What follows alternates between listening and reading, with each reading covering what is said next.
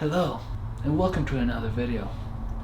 Today, we're talking about the question if you can do telekinesis through another object. And this is difficult because both of those pens I have a deep connection with. This one I have since 2010, and the other one I have since 2005, I think. So I have those pens for a very long time, and we have a deep connection, and we go way back, So I could do telekinesis to both of those objects, but in order to do telekinesis, you have to focus on one object. You have to be able to build this connection to only one object at a time, and then only then telekinesis works. So if I really wanted to push over those pens, I would need to focus on one first and then the other. Okay? In that example, I'm gonna do the last pen, this one, I'm gonna do first, and then I'm gonna do that. Okay? How do I do this? Of course, I breathe.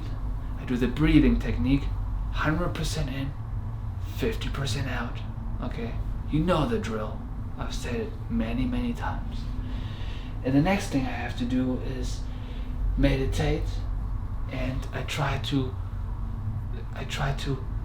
ease my mind. Okay? I try to not think anything at all. Okay? And I only try to focus on the connection to the object, the relationship to the object, the love to the object. Okay? This is all I think about. I don't even would say that you would use the word think. I feel it. Okay? I feel the connection.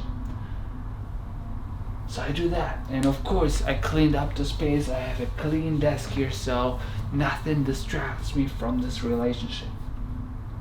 So like I said, I'm gonna push this pen first and then this one. Okay? I breathe in, I breathe out, but only 50%. Breathe in, 100%. Breathe out, 50%. I focus on the farther pen.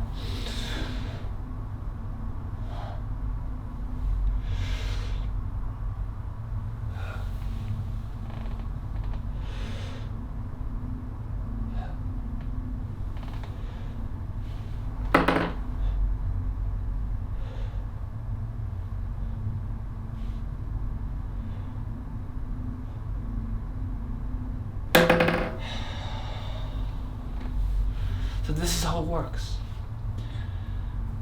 But before you try to do telekinesis with two objects, you should maybe consider trying just one object first. It's easier. It's way easier. This is very advanced, really. So, that being said, if you have any questions, please let me know in the comments below. I'm here to help you. I'm your guru, and have a good day.